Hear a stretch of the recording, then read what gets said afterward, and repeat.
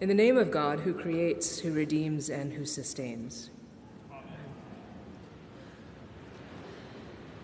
So as some of you might have seen from our social media, Mark Bazzuti-Jones and I were in Jamaica last week, and it was a real honor to be there, and it was for a conference Commonwealth-wide. We are not part of the Commonwealth, but Mark and I were claiming our own loose connections to the Commonwealth. About repealing what are essentially called the anti-sodomy laws across the Commonwealth from the perspective of Anglicans and the Church in the Commonwealth. So as you can imagine, those were tough conversations in a tough place, a real privilege to be a part of them. And we got to do it because we get to do work like that around the world from here because of our values here and your commitments. So it was a real honor to be there, and I have to admit, a little terrifying. So I did my shtick, and I sat down. And an older woman who I would guess was in her 80s, these wise church women who had been around for all the tough stuff for a long time, leans over to me and says, "You look like such a nice Indian girl. Where did you get these opinions?" And then she laughed and pushed me, gave me a little shove and was teasing me, clearly. So in general, I don't think of myself as a nice Indian girl.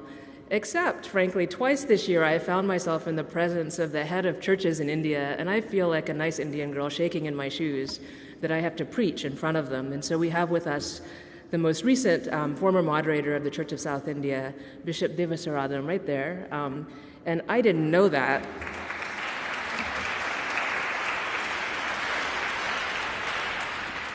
And so esteemed as a moderator of a church of 5 million, which is more than twice the size of us here in the Episcopal Church, but also esteemed as a scholar and great prophetic leader in the church that I'm proud to claim as part of my own identity. And I have to say, if I had known when I was assigned that he'd be here, I would have passed this on to someone else. So it's a real pleasure and honor for us to have him with us. So we know the answer to this question in stewardship season: what is God's? Everything you have, all of you, everything. We know that. We also know that's not particularly useful when you're thinking about pledges and stewardship, but everything, right? So just for a little bit of context, let's remember where we are in Matthew and what's going on for Jesus when he makes these, as you probably noted as they were being read so beautifully, fairly snarky remarks to people that ask him a strange question and a difficult question. So we're at the end of Matthew. Most of the life in the story has passed. There are only a few chapters left.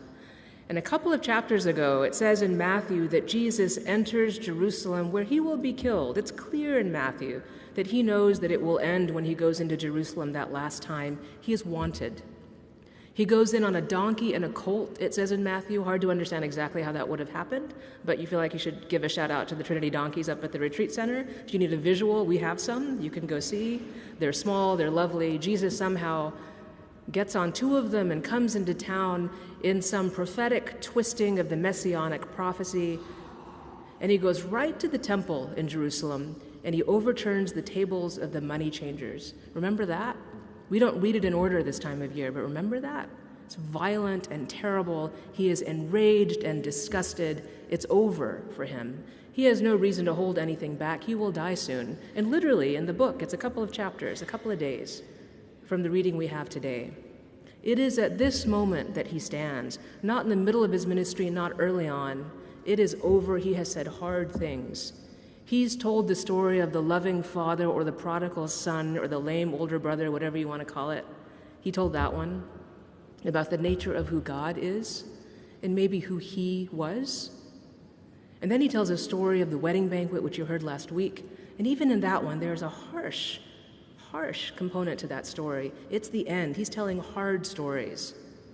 In this, we hear this one. Someone comes, and it says clearly, in case you're wondering how it was set up, they came to trick him. We know it's a trick. Should you pay taxes? You can't help but wonder how people in Puerto Rico hear that this morning, huh? Should you pay taxes? What are they for? Here in New York, we don't worry about should you pay taxes that often, right? We know we get a subway as much as we'd like it to be improved, and we get buses and roads, and we want health care for the most needy among us. We believe that. Here, those are our values. We know our taxes do those things. But there are parts of the tradition, of the Christian tradition, that absolutely separate themselves from participating in government, and they use these questions. They want to be pure and right. And I have to say, I admire them. I'm clearly not one of them, I'm here, but I admire those traditions, like the Amish and some parts of the Mennonites and some of the Moravians, and there are other traditions like that. They don't go to war. Some of them don't pay taxes. They live separately. They want to be pure of heart and hand in their work. I respect that. Jesus seems to say something a little different today, doesn't he? And it's confusing. It's hard. And we'll start with, we know everything about who we are belongs to God. We know that. Like Moses knows that. We know that. We too want to see the goodness of the Lord. That would be great. But we know from the reading from Moses that we should be careful about that it might be mighty and fierce and more than we can imagine or bear.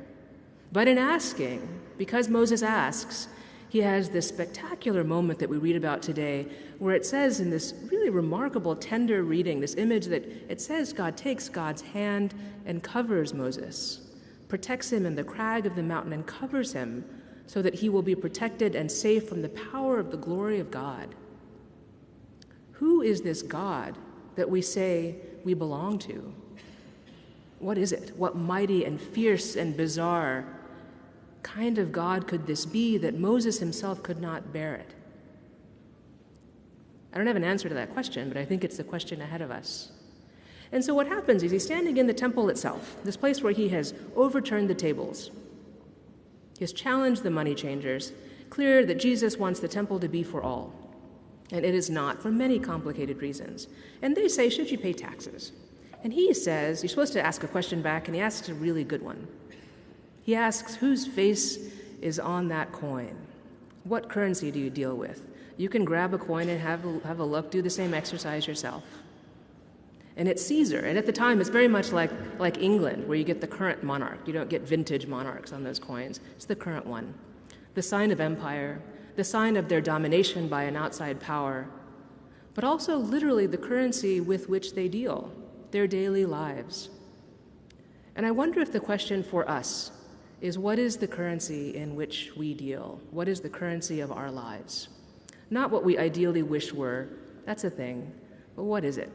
How do we get through day to day? So he asks them, they answer the question, and he says, give to Caesar what is Caesar's, give to the emperor what is the emperor's. Now, the spiritual writers and some psychologists will say the challenge of a good and righteous life, one of the many challenges, but a profound challenge, is the thing we fight. And most of us that live the spiritual life are fighting something. Our own demons or the injustices of society, something. Maybe the church itself, we're fighting something. That thing we fight and resist is the thing that we are most likely to mirror, to find ourselves being some version of, but not in an obvious way, at least not to ourselves, maybe to everyone around us. Deep inside, hidden, the evil takes over us, the thing we resist. It's an ugly teaching, isn't it? We are taught to resist. We work for what is right, and that's not a small thing. The teachers are not saying do not resist.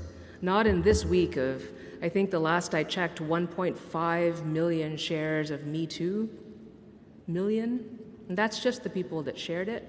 If you don't do social media, that's the hashtag #MeToo, TOO. That is the campaign that was started, I think, 10 years ago, but took off this last week and a half or so in response to Harvey Weinstein and the revelations about what's been going on in Hollywood and how many people in our country have been subject to harassment and violent abuse. Women, some men, cis, trans, all over our society. Most of us know that. It's not actually a surprise. Most of us actually do know that.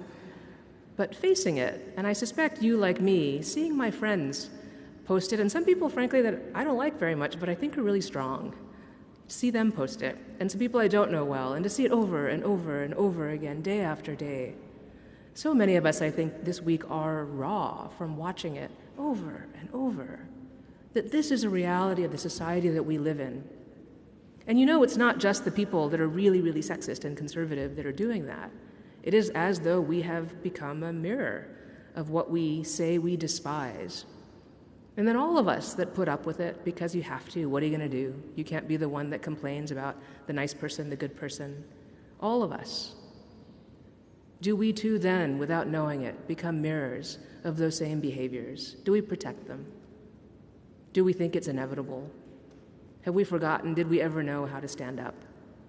We are in a pivotal moment to decide if we will actually do something. As you know and I know, it doesn't mean just because something's exposed that we move to goodness. It just means it was exposed. Let's decide we'll do something collectively.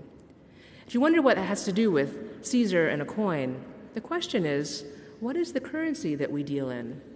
Even if we cannot imagine we can change it, because if we can see it, we can do something about it. Jesus doesn't overcome empire. Jesus illustrates the folly of empire. Much more profound, isn't it, than defeating it in one time and creating another empire in which Jesus and his buddies are in charge. One could argue that that's sort of what Christendom was. We sort of did that. We tried to do that. What if the Christians were in charge? Didn't work out so well. We're not so proud of that. I wonder if what we are called to do is actually to pop up in these unexpected places, proclaiming the truth of those who are most vulnerable. No matter what kind of government we have, or what kind of church we have, or what kind of society we have, there are always those that stand out on the margins. It's one of the great glories, I would say, of the Church of South India today. It is a church of the people that live on the margins in India. That is overwhelmingly who it speaks for. At its best, it's who it actually stands up for. We don't actually have that privilege of position in many ways here in the U.S. We're a church of power. We're a church of the establishment in many ways. And there's great comfort and ease, and in some ways some health that can come from that. But it's important for us to ask ourselves, what is the currency in which we deal? And if you wonder again what an illustration might be, when I was 18 years old, I got to hear Alice Walker for the first time. And she had done The Color Purple at that point. She was very famous for the movie and for the novel that was winning awards. But she read from a book called Revolutionary Petunias. It's a book about that thick. It's green, and it looks like it was printed in the 70s. It's a very hippie kind of cover. It's got a bizarre title, Revolutionary Petunias. And she read the poem for which the book is titled. And it starts like this, and I've remembered it, and I remember very few things as well. The nature of this flower is to bloom. A petunia is a mundane, boring, everyday American flower. It is not an African violet. It is not an orchid. You can't buy it at our nice flower shops because it's not nice enough. It grows in the mud in the South. It's from South America originally. It's American. It's in 3 sort of bright colors originally, maybe 4, yellow, red. It's simple.